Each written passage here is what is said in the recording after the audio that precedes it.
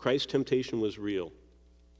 It was real physically, it was real emotionally, and it was real spiritually. It was real at every level. And Jesus felt every pain, he felt every attack, he endured every pressure.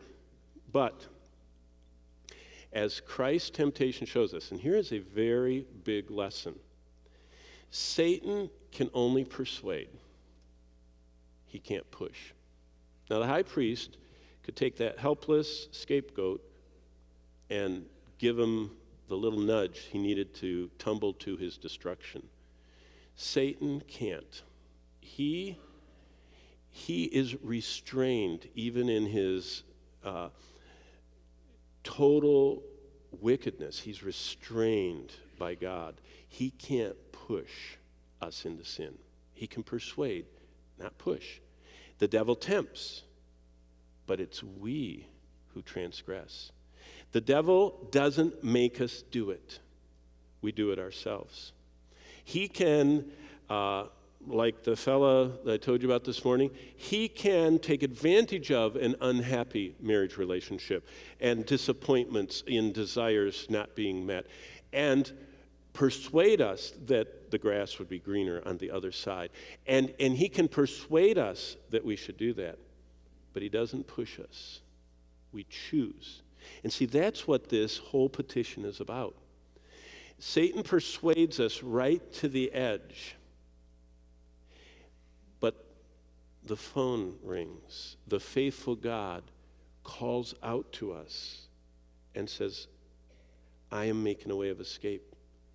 We have to listen to the persuader of the devil, reject the faithful God, and choose. Satan can't do the last over. Sin is a conscious choice. James says, every man when he is tempted is drawn away of his own lust and enticed. So Satan is persuading us. Then when lust has conceived, what's the conception? My will, choosing to listen to the tempter.